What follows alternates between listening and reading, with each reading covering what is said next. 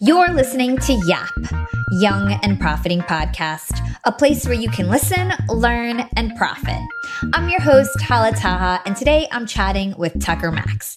Tucker is the inventor of the literary genre fratire, and author of 4 best-selling books, including the mega hit I Hope They Serve Beer in Hell, which documented the wild and scandalous times he had during his 20s and sold a whopping 2 million copies. Tucker holds accolades like snagging a spot in Time Magazine's 100 Most Influential list in 2009, and there's even a movie based on his life. Tucker is now a grown family man who has assisted many successful startups. He's the founder of Scribe, a company that helps people write and publish their own books. Today, we'll uncover how Tucker achieved fame back in 2002 on the internet, in an era where blogs didn't even exist yet, why he hired JT Mccormick to be his CEO at Scribe instead of holding that position himself, and how plant therapy and MDMA has helped to transform his life for the better. Hey, Tucker, welcome to Young and Profiting Podcast. Thank you. Thanks for having me. We are super excited to have you on the show. I think it's going to be a really fun conversation. You're probably one of the most unique guests I've ever had on the show so far. You're the founder of Scribe and also the author of 3 best-selling books, but you're not the typical author by any means. You self-published Chronicles of Your Wild Times on the Internet, and this was back in 2002, a time before blogging or social media was even a thing. So honestly, that's so impressive. Could you just share your story of how emails to your friends in law school spiraled into fame and multiple best-selling books? It's a long story. I'll give you just the highlights. But basically, I was fired from being a lawyer within 3 weeks, which is pretty hard to do, but I managed it. And then my dad fired me from the family business in 6 months. So I basically got fired from like the 2 things that I trained for in my life, law and business. And at the time, I was writing emails to my friends that were, I lived in South Florida, which is kind of the cultural armpit of America. And I was having a terrible time and still, being a drunken idiot like every 25-year-old. And so I wrote emails to my friends about all the dumb things I was doing. And they thought those were like the funniest stories they'd ever read. And they loved them. And they started forwarding them around to their friends. And then from there, it just kind of blew up. And I tried to get a publishing deal. I got no traction from any publisher. Mm-hmm. And so then I put my stuff on the internet. And then from there, it was a long, hard road, but basically from there I published a book. That book was I Hope They Serve Beer in Hell, which sold millions of copies and became kind of a big multi-generational bestseller. And then everything kind of sprung from that. Let's backtrack to your college years. You actually did really, really well in college, but yet you were this party animal who it seemed like you also had a lot of fun in college. So explain that. I heard that you hacked school. What did you do? How did you end up getting good grades, but then also partied and had fun? Yeah, well, so, to be clear, I went to the University of Chicago. So, that is a nerd school. And so partying, I was definitely a party animal there. But being a party animal there is like being a bookworm at an SEC school. So it wasn't that big of I actually partied and drank way more in law school than I did in undergrad. But they're both the same. The way to hack school is, here's the thing people don't understand about school. School is just a system, right? And where you have a bunch of people who are play acting their parts. And of course they don't realize this. They believe all the stories that they're told about I'm educating and kids are learning and this is, objective knowledge and all that nonsense. I figured out really early that all of that was just not true. And that the way to hack school is to understand, okay, the teacher is looking for a certain thing. And so it's what is that thing, right? So instead of trying to actually learn the material, I learned the mind of the teacher, right? And then I understood, okay, they believe, X. So every question they ask is in relation to X, whatever X is. So then I just need to answer in relation. It was figuring out a puzzle. That's all it is, right? And it's almost like it's why I'm so good at sales and marketing, because I'm good at modeling the minds of other people. That's all school is. You just have to break that. And it's funny, man, because I know so many entrepreneurs who were terrible at school, and they look at me like I'm some weird unicorn because I did amazingly. I mean, I went to one of the hardest undergrads in the country. I graduated summa cum laude in 3 years, which is like highest honors. And then I got an academic scholarship to Duke Law School, a top 10 law school. And I'm like, guys, I'm no smarter than any of you. I hacked that system.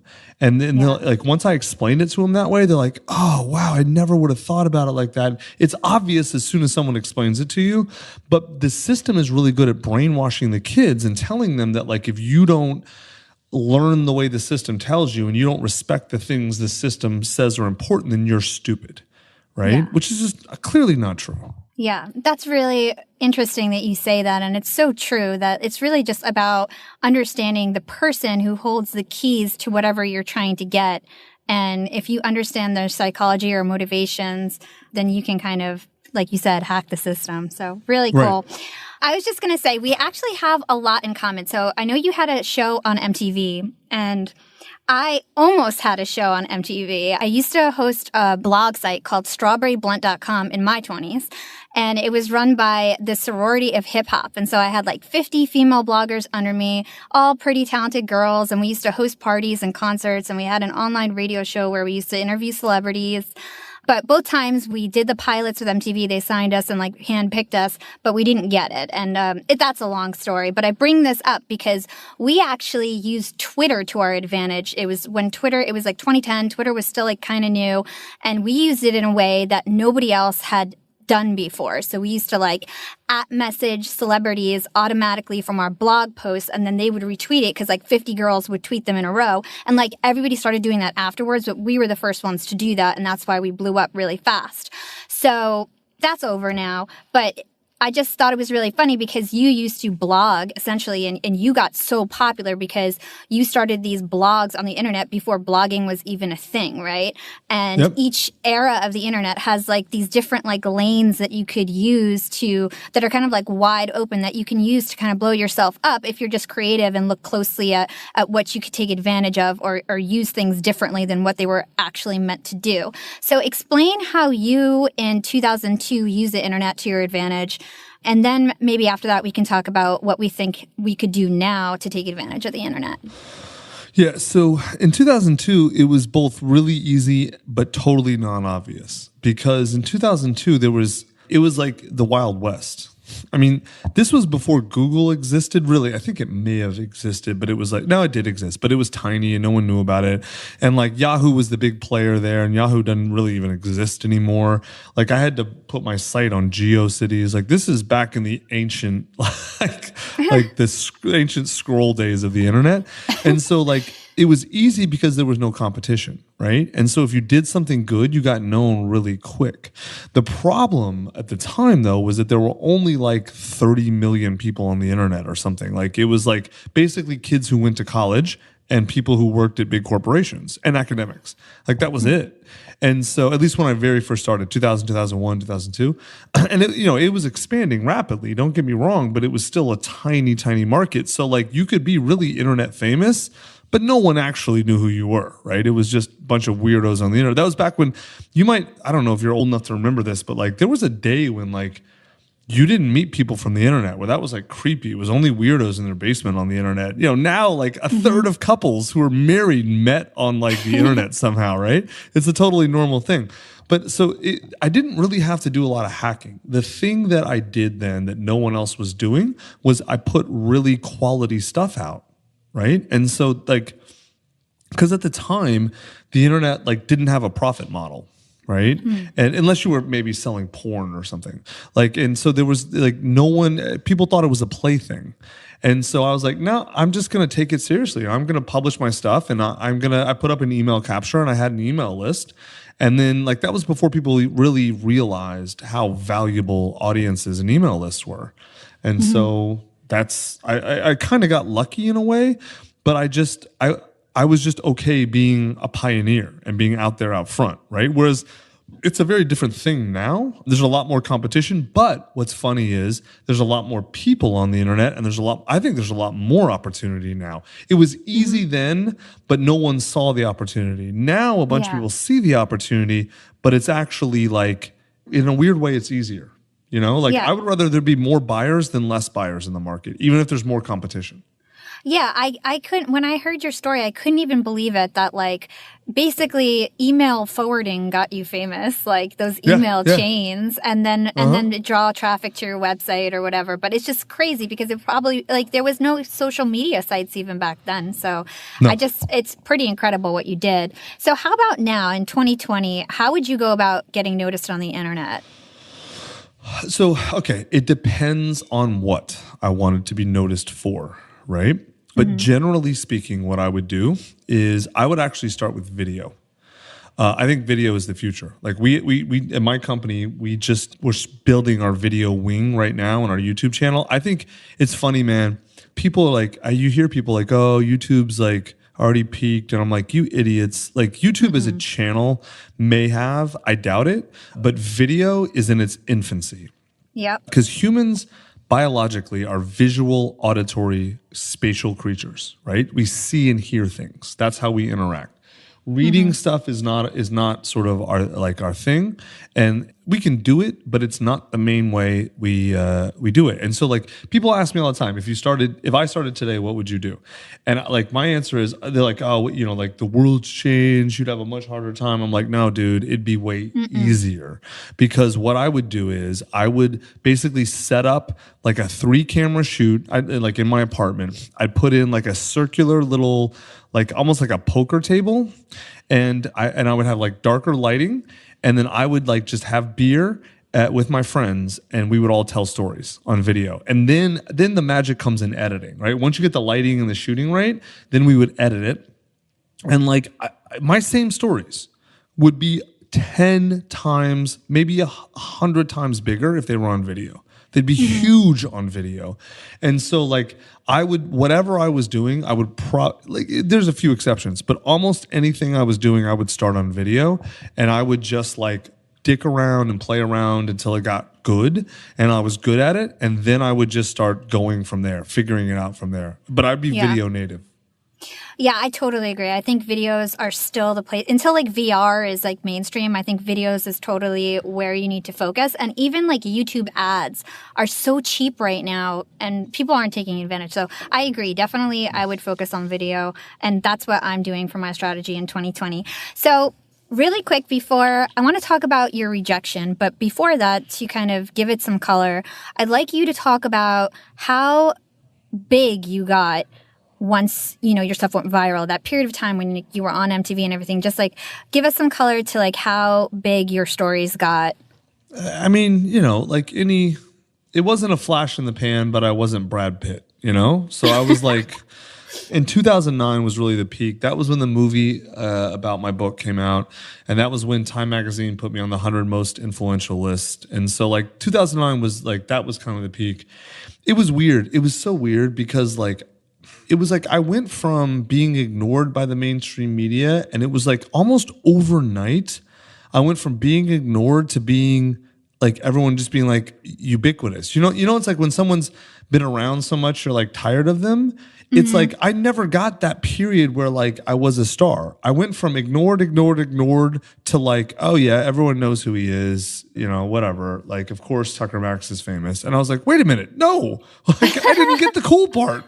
Like I didn't get this doesn't make sense. It was so frustrating to me because it was like, because, you know, part of it was the content, part of it was like, I came up in a day when the mainstream media refused to recognize that anyone who did shit on the internet was like a valid, legitimate person. And so like, you know, in terms of media, and now, of course, they would never in a million years. But back then it was like, nah, like you came from the internet. You're not a real person. It was one of those things.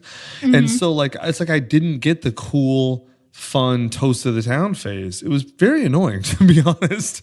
But like, honestly, here's this thing about it. It doesn't really change your life that much. People think being famous changes your life. It doesn't. It is weird when you go to a college and there's 2,000 people in the audience waiting to hear you speak, or 3,000 or however many people. That's unusual, right? And it can be really invigorating at first. But then it just becomes a job after a while, right? And not only that, but like the thing no one anticipates is not the pressure. I never really felt a lot of pressure, but it was more like the judgment. Like you are not a person to people. You're an object to them. You represent something to them. And so like they get upset if you don't represent what they want you to represent. Like, I'll give you a really good example. I live in Austin, Texas, and the big Whole Foods is here, and my family and I go there shopping all the time. And like, it used to be happen more, but it still happens every now and then. Some dude will come up to me. It's always a dude, because women never approach me like this. They always like just talk to me like a normal person. But the dudes will come up and be like, "Hey man, like you're Tucker Max." Like, yeah, like, "Oh, I loved your books." And they kind of look at me like, "Hold on, I'm confused. Why aren't you drunk, yet laying under a table screaming curses at people?" And I'm like, "Dude, it's 10 a.m. on a Tuesday, man. Like, what's wrong with you?" And 10 years later or whatever. Right. 10 years. Not only that, right, but 10 years. But even at the peak, even at my peak, it's like everyone just assumed like I was a monstrous drunk curse word person all the time. And I'm like, no, that doesn't even make sense. You know the saying, "Don't meet your idols"? Right? That comes from that doesn't come from because the idol's a bad person or a letdown. It's because you have built them up in your head to be something that is inhuman, that is godlike, and that's which is, you're an attractive woman, so you know what it feels like to be objectified. Guys don't know what it feels like because no one cares about us, right? Until we become famous. But women don't get it. They get it a lot more. But that was the weird thing for me about that, is the way people would just look at me like a piece of meat. And I was like, "What? No, I'm a person. This doesn't make sense." It took me a long time to really understand that. Yeah, that's funny. So you're being really humble, right? Your books ended up getting huge, and you built a whole career off of this. You became a writer. You started your own genre, fratire, and you were actually rejected by 500 publishers, and you decided to self-publish. Why do you think that nobody saw your vision? Because they could have made a lot of money off of you. Why do you think that nobody sold into your idea of fratire? Well, so it's the same answer to the question, why did everyone think the browser market was full when Google was started? Or the search engine market. And go down the list. Why did everyone think anything? Like, most people can't see anything beyond what's right in front of their face, right? And so even though traditional publishing, book publishing, is supposed to be about finding great books and publishing them, I mean, for Christ's sake, J.K. Rowling Harry Potter was rejected from 21 publishers. She had to go to Scholastic 3 times, right? And this is the best-selling novel series of the 20th century, right? Their only job is finding great books and publishing them. They're bad at their job, right? No, seriously, that's just the truth. If they were good at identifying what was going to be good before it was written, they would write it. Because you got to think about the people that work at publishing companies, and I mean this without any. I'm not trying to insult them. All of them wanted to be writers, and for some reason or another, all of them failed at it. And so they went to become editors or other things. They went into the industry because they love books, and that's cool. It's noble, even. I'm not putting them down. But why would you expect someone who didn't have the capability to write something millions of people want to read, identify what that looks like if it's new? I heard you in the past say that you judge content by the demand it generates and not the quality of the content. And I love that because it's so true. At the end of the day, selling books is a business. It's not really it's great to be artistic or intelligent. And if it sells, it sells. At the end of the day, it's a business, right? Well, I don't think the two things are, it's a little more subtle than that. I don't think the two things are in conflict. Right? Whenever someone tells you, well, my stuff is artistic, that's why it doesn't sell, that's their way of feeling good because what they made sucks. Period. No, seriously, it just is. Right? And there are very, very few artists who were truly misunderstood in their own time. Van Gogh was a good example of that, right? They exist, don't get me wrong. But like Picasso was celebrated in his own time. Miro was celebrated in his own time. Matisse, I go to the list. Painters, most great writers were celebrated in their own time. Not all of them. John Kennedy Toole wrote an amazing book, rejected everywhere, killed himself, got published, won the Pulitzer. So those things happen, right? Mm-hmm. That's why it's very, that's the whole point of the movie Ratatouille, is that the point of a critic is not to destroy, but to raise up the things that are amazing that no one's reading. And that's what I think most people, the argument between popular and artistic is a bullshit argument. I think if it is popular, by definition, there is at least some artistry there. Now, I'm excluding things that are just like rage popular. Like if you post a meme about Donald Trump, good or bad, that's not about art. That's just people status signaling, right? Or tribal signaling. That's different. I'm talking about things that are solely creative endeavors. For those things, I don't see the difference between great art and great commerce. Great art is something that helps humans see who they are and reflect their humanness back on them. So like people who criticize Kim Kardashian, they're trying to make a status argument that they don't think she should be high status. Well, millions of women disagree with you, you know? Yeah. And like, so sorry, you're just wrong. That's just all there is to it, you know? Totally. You make really valid points. It's really just what the market believes to have status or to have value, right? The market decides. Exactly. Mm-hmm. Which is all the market is a collection of individual people making decisions about what they want in their life. Mm-hmm. Let's switch gears to current day. We'll get back to your story, but you are currently the founder of Scribe Media, correct? Yes. And could you explain what your company does? We help people write, publish, and market books. Like, we're the company that I wish existed when I started writing. I actually interviewed the CEO of Scribe, JT Mccormick. He was back on my show in episode 30. And honestly, he's such a nice guy. He's so humble. He's got the craziest background story. And we still keep in touch. He's great. And I was curious, a lot of founders are the CEO of their company. So what made you decide to hire one instead? Because I was real bad at my job. That's just straight up. I'm not like here's the thing a lot of people don't understand. Being a visionary, right? Like seeing that a company could exist that doesn't, or a product, is a very specific skill, which is a distinctly different skill from understanding how to grow a company around the product. Right? Like I don't know how to grow a company. And honestly, when I got into figuring it out, I really just didn't like any part of the job. Like it was just not interesting. It was energy draining to me. I kind of hated it and I wasn't good at it.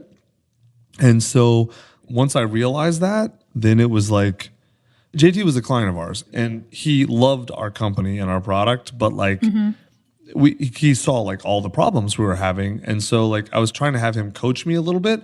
And eventually I was just like, look, dude, will you just do this? Like, why don't you just do it? And he's like, what do you mean? I'm like, I'll hire you. He's like, you can't afford me. I'm like, let's figure it out then.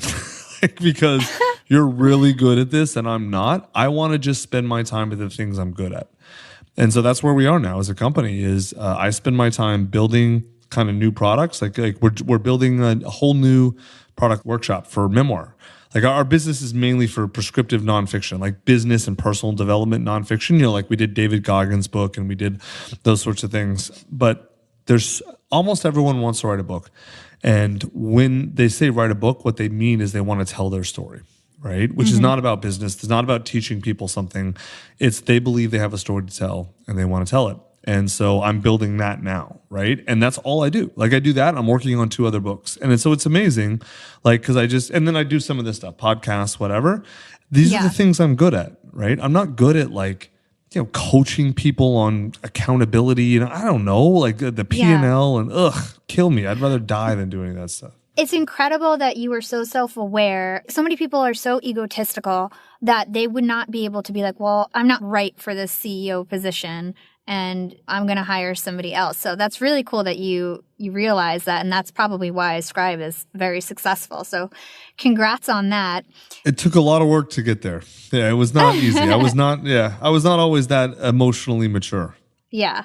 I own my own company right now with this podcast that I'm like, maybe I suck. Maybe I need to hire a CEO. I'm just kidding. So do you have plans to write another book anytime soon, or have you like retired from being an author? You know what's funny is I retired from fratire at the end of my last fratire book. And that was, I don't know how long it was, maybe 5, 6, 7 years ago. No, it was at least 8 years ago. So I knew I'm not writing any more of those. I mean, obviously I hadn't retired from writing books because I wrote a couple of books after that were totally different. I wrote the book, The Scribe Method, which is like the way our company teaches writing books. And so, and I've helped some other people like Tiffany Haddish, who's a real famous comedian. We did her book and sold millions of copies. But here's the thing. I hadn't officially retired, but I hadn't really thought about writing anything mine. And then it was the weirdest thing. It was like in 1 week, I had 3 people kind of that I knew well and that I trust, almost mentors or peers of mine, call me out on not writing anymore. And they're like, I'm like, what do you mean? They're like, dude, you need to write your story on how you went from fratire to where you are now, to a husband and a father and a company founder and all. And I'm like, really? And they're like, what is wrong with you, man? You help people all day see like their books and you don't see this amazing book in front of you. And then I thought about it for a while. I'm like, okay, yeah, I guess it makes sense. I get it. And so I've started on that. I hope I can get it out by early next year. But basically, it's the story of like, how did I do? It's funny. It's a good follow up to the last question. How did I do all the emotional work to get to the point where I could let my ego go and step aside as CEO of my own company, right? Yeah. Because that's not just something you do. Like, there's a lot of emotional work that took to get there.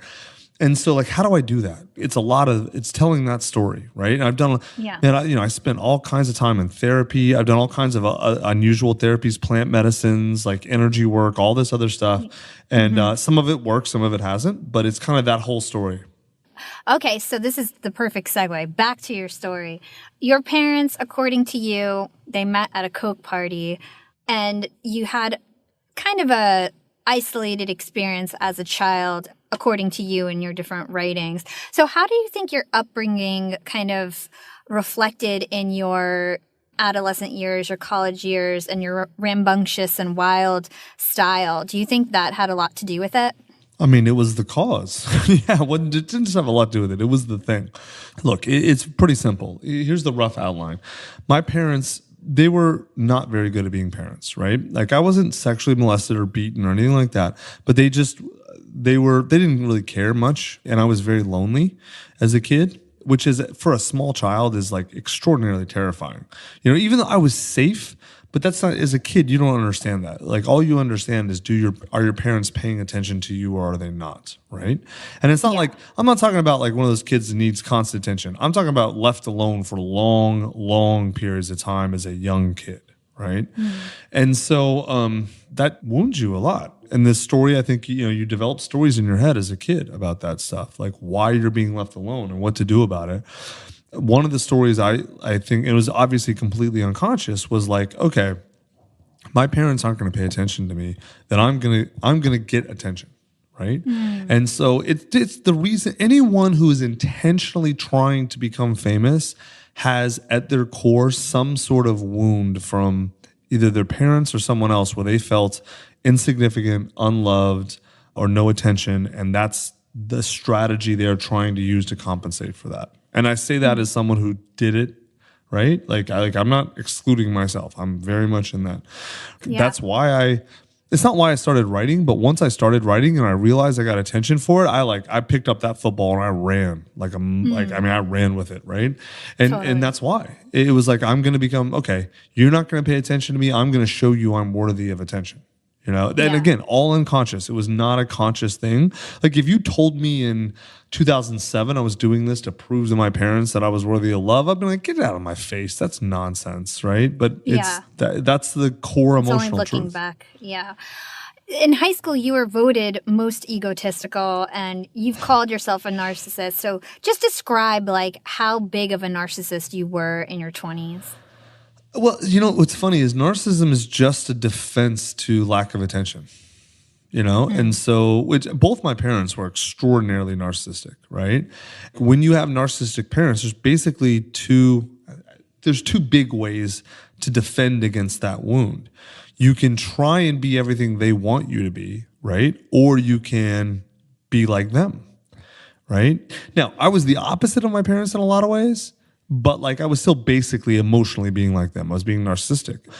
Most egotistical, I was just most arrogant. Most like everything I did was, oh, I'm awesome. Oh, I'm cool. Look at me, all that kind of stuff, which is just a compensation for not getting that from someone who loved me. That's it. Yeah. That's really all it was at its core. So I went on your website and I started reading the stories because I never read your stories from before. I've heard of you and I've seen you like you've been on a lot of my friends' podcasts and stuff, but I hadn't read your stories. And I was like stayed up so late reading your stories because I was like, just like, it was so funny. But at the same time, they were pretty mean. And you would talk about like nerds at Duke and, you know, you'd call like a woman you met chunky girl, and it was so funny at the same time, and like I know how to take a joke. But do you regret anything that you did? And were all those stories like 100% true, or did you like just make them more funny in your writing? If I could make those more funny than they were, I would be writing fiction that sold millions of copies, right? Tens of millions of copies. I'd be like James Patterson doing $100 million a year if I could tell fake stories well. No, those are all true. I wish I was good at that. No, yeah, they're all true. I don't really regret. Look, it's a weird thing. I definitely don't regret writing any of it. That's my truth. I live that truth. I don't regret speaking my truth ever, and I never will. What I do regret is some of the things I did. There's definitely times where like I hurt people or I was mean or whatever. Yeah, of course. I mean, you can't read the book. You can't read the books and be like, oh, no, I didn't do anything wrong. It's like, come on, stop it. Like, of course I did. There were definitely, man, like the things actually I regret the most, honestly, though, are not like talking shit to some girl at a bar. She was probably talking just as much shit to me. I mean, that's what you do at bars, right? Those are just two messed up people being messed up together. It's like a game. The thing that I probably regret the most are more like the girls who I was in either relationships or whatever you want to call it, quasi relationships with, that like approached me in a genuine way, trying to like get to know me and connect with me, and I just wouldn't let them. I never did anything like, I wasn't lying to women for sex or manipulating them or that nonsense. I didn't do any of that. But it's more like, I could think of at least 3 or 4 girls I met when I was in that phase that were amazing women that if I had any emotional maturity at the time or any ability to connect with my emotions, I would have shut that shit down and married them, you know? And like I ended up hurting them, not because I was trying to hurt them. It's just like, that's just who I was at the time. Like I couldn't really be any different, you know? Hurt people, hurt other people.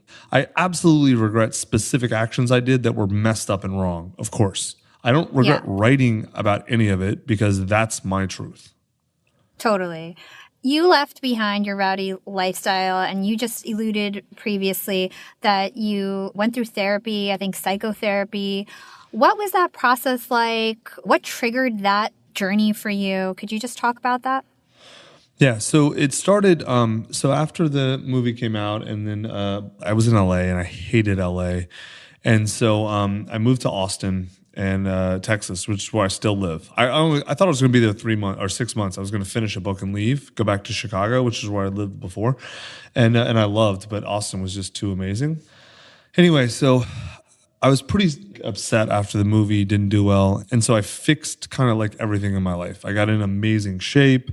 I like got my life totally dialed in. I had plenty of money from my book, so like I was fine. Everything in my life was great, but like I wasn't happy. And don't get me wrong, I was way happier than when I was broke and poor and anonymous, right? But like I wasn't in a good spot. I was in the spot I wanted to be. So I had fixed everything externally, and so there was only one place left. Like that's me. I've got to look at myself and explore myself. And so I did, and I realized, all right, I've got some issues I've got to deal with. And I had to go see 20 therapists before I found one that I really liked and I connected with. Someone who I thought was smart enough and strong enough and capable enough to kind of deal with me, because I'm a real good arguer. Like I'll beat your ass in one side of the argument, and then I'll take the side you lost in and beat you with that side, right? I am one of those. And so I had to have someone who like could reframe me and could beat that stuff in me. And so I found her, and then therapy was great. She's a psychoanalyst, which is just a specific type of talk therapist. It's just, like lay on the couch or sit on the couch and talk, all that stuff. And I went 4 years, 4 times a week, and it was great, but it only gave me a map of my emotions in my head. It didn't really help me get in and solve any of the issues because the issues are unfelt feelings. I had a lot of emotions and a lot of feelings that I had buried very deep, and I refused, traumas, whatever you want to call them. And I had refused to I locked them away, and I wasn't willing to access them. And so you have to feel your way into healing. You can't think your way into it. Thinking is important, but it's not like feeling is the main thing. For me, it was great, but I stopped after 4 years. And for me, the thing that really unlocked me was more plant medicines, things like MDMA therapy, psilocybin therapy, things like that really helped me get in and feel my emotions better. So MDMA therapy, I know nothing about this stuff. My boyfriend does microdosing of mushrooms and he loves it. I'm always curious, but I may try it. For MDMA, is that legal? Is it a medical dose that they gave you? And how does that work? And it's not how legal often? at all. Oh. No, hell no. I thought it was legal. No. Well, okay, so it's MDMA. MDMA is the active ingredient in ecstasy. 3-methyl-dioxymethamphetamine, I think, is the actual name. Right now, it's in stage 3 clinical trials in 11 sites around the world, most of it in America, but some in Israel and Netherlands and some other places. It's a miracle cure for treatment-resistant PTSD. So war veterans, rape victims, people who have serious PTSD who have tried everything. Usually what they're finding in these studies is that 3 MDMA sessions, psychotherapy with MDMA, basically. It's about 6 hours, 3 hours of just medicine, 3 hours of medicine and talking, and is enough to essentially cure people of PTSD in most cases, which is this is one of the breakthroughs in psychology in the last century. This is one of the gold star breakthroughs. And so there's an organization called MAPS that's leading this research, and it'll probably be legal in the next year or two in America. But I'm not a patient person. So there are I'm not going to say there are a lot, but there are some underground guides in America who've been leading people on these journeys because it used to be legal, I forget, 40 or 50 years ago, and then all the drug scares and all that nonsense, and so it was made illegal. There's always been a group of people who understood what this did and how it helped people, and there's been a few people who were out in the wilderness still helping and leading. And it's funny because those people were the pioneers for so long, and now everyone's finally catching up to them. And so I found one of those guides, and she led me through my first session, and it was amazing. And then since then, I think I've done a lot. I've done, I think, 8 MDMA sessions in 18 months, which is pretty aggressive. Probably not the wise course for most people, but it worked for me. And then I also started pairing the MDMA with psilocybin, not simultaneously, but usually the same day. There's reasons I did that. The guide I worked with, there's a reason that she thought it made sense. So we were doing that, and it's been pretty amazing. And it's absolutely changed my life. In what way? Man, I used to be I had so much anger and so much sadness and so much grief in me, and I held it all down and I pushed it down. And basically without getting super deep into it, what MDMA does is that it triggers your brain to dump all the serotonin reserves at once. And so what you get is this amazing feeling of overwhelming love and safety and content. And so then your brain basically feels safe. And so because your brain feels safe, all of the unfelt feelings, the negative emotions have space to come up. And so you can feel them and process them in a safe, caring way, right? And sometimes a therapist will help talk you through that. Other times you just sit and take a meeting with yourself and just feel it. So for me, a lot of my trauma was in the body. So it's called somatic release. So my arms and legs were shaking, right? Have you ever maybe almost gotten in a car wreck or someone yelled at you and you felt like your body was very shaky and trembly? Yeah. Right? That's trauma, right? And so that if you don't release that when it happens, then it basically, again, I'm being very simplistic, it basically stores in your body. There's a really good book about this. If this sounds kooky to you, this is very well-established science. There's a book about this called The Body Keeps the Score. by a guy named Bessel van der Kolk. And there's a ton of books about it. That's the best one that explains how trauma works in the body, and that how most problems that most people have, not all by any stretch, but a good portion of traumas that most people have are essentially unfelt feelings and that result from trauma that hasn't been processed. And that's really what plant medicines, what things like MDMA and psilocybin are used for in a therapeutic setting, is helping you access those emotions so you can deal with them and then let them go. Does that make sense? It does make sense. And I interviewed Emily Fletcher, who's like this meditation guru. And it reminds me of so much that she was saying in terms of like meditation, that like meditation can help you kind of bubble up your feelings in a safe space and everything like that. So I wonder if it like puts you into that state, but it's just like a medicated way to put you into that state. It's very interesting. Well, okay, so she's right. Meditation absolutely will do that. There's a couple problems with meditation, though, is that one, it often takes a long time. Two, it requires you to spend a lot of time meditating, which is very difficult for most people. And three, it doesn't really give you any instructions or help on processing stuff that comes up. So for some people, meditation is absolutely fantastic. For other people, it does not work. Like meditation people, they say, no, meditation works for everyone. I'm like, look, I'm sorry. Like, I take nothing away from meditation. It's a fantastic modality. But like, and the reality is most people do it wrong. And I'd say this as someone who used to meditate for years, and I realized I had wasted all that time. I thought the goal of meditation, and I'm sure Emily would probably tell you, like a lot of people do it wrong. And if you do it right, it's actually really hard. And all this emotional stuff comes up. That's why I quit, because I hated all that. What makes psychedelics and MDMA, which is not actually technically a psychedelic, let's just call them plant medicines. What makes plant medicines work so well is that not only do they give space for the stuff to come up, but they help you process it. Now, it's not a magic pill, right? That's why you've got to pair MDMA with therapy, and you've got to do what's called integration, which is like basically therapeutic work before and after. It's maybe 20 or 30% of the solution, right? It's not the whole solution. But like, if you can get there with meditation, great, do it. I couldn't, and most people can't, or at least a lot of people can't. Yeah. But it is very similar, though. You're right. Meditation is getting at the same problem that psychedelics are getting at. It's just doing it in a different way. Totally. It's very interesting. And like, I think everybody has their own path to get to where they need to be mentally. And as long as like you're not hurting anyone, you're not hurting yourself, go for it, in my opinion. I think that's really cool. And I'm very interested to learn more about that. Let's switch gears and talk about your tips with women. You actually had a podcast a couple years ago all about helping guys with dating advice. So what is your like top couple of tips for the guys listening right now in terms of snagging a date or improving their relationships?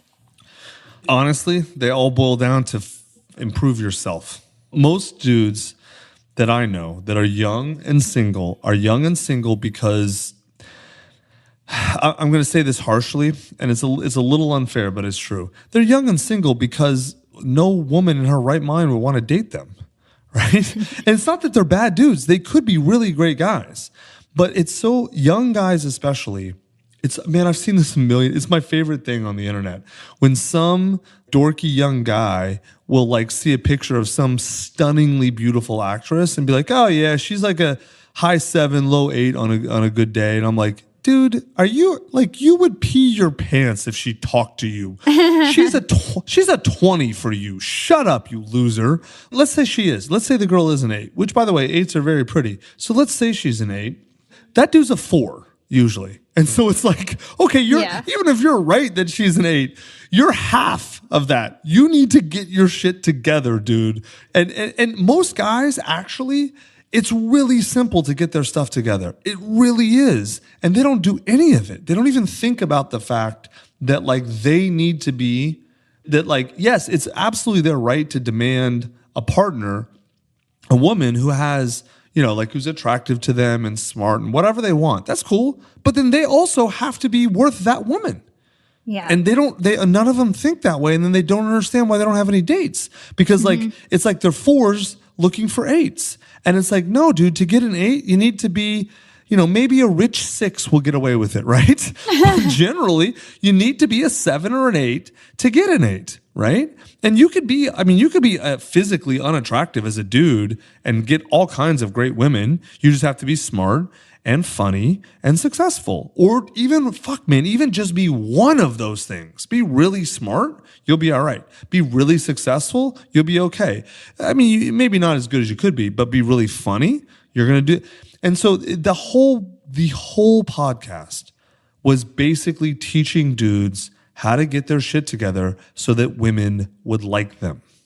Because most women I know are so frustrated because they're super into dudes. They want to date guys. And they're realistic too. Most women, not all, of course, but most women I know are fairly realistic. Maybe, if they think they're a 7, maybe they're a 6, but they're not thinking they're 10s when they're 6s like a lot of guys do. They're fairly realistic about where they fit. All they want is a guy who doesn't dress stupid, who is decently emotionally aware, who, has his shit together in life, who can, I walked through the whole thing in the podcast. It's funny, that podcast, we haven't I stopped it 5-6 years ago. It's done 3 million downloads just in the last 6 years with no updates because so many dudes are so lost about this stuff. Here, I'll give you a really good example. Okay. Here's the number one thing that guys don't understand about women. And I'm talking about women that they meet out in a public place. So not Tinder. Tinder's great, and Bumble and those places, things are great. But let's say you're at a bar or at a club or at a restaurant or just anywhere you're going to meet a woman that you don't know and you don't have anyone to introduce you. Most guys have no idea how physically afraid of most men women are. Right? And it makes sense because most women are shorter than most guys and smaller and less strong. And so they have to worry about their safety, right? Because guys are bigger, stronger.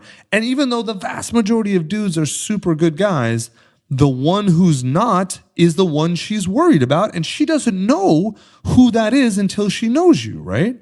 Yeah. And so most guys never think about this because we don't really, unless you're around some huge physical guy yelling at you, trying to beat you up, you don't think about your physical safety very much. It's just not a thing that comes into guys' minds, right? And so just explaining that to them and then walking them through the implications of that just blows dudes' minds.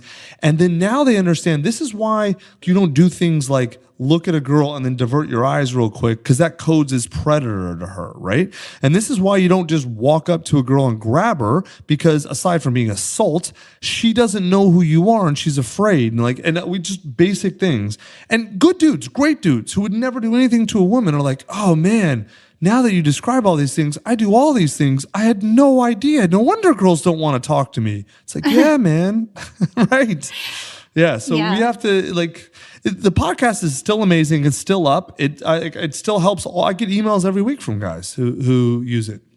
Yeah. I listened to it and I was like, this is really good. What made you decide to stop that? Because at some point it was just repeating myself. And I'm not good at repeating myself. I hate it. I don't like it at all. And I said everything I had to say. Me and this guy, evolutionary psychologist Jeffrey Miller, wrote a book called What Women Want. You can Google it. It's on Amazon.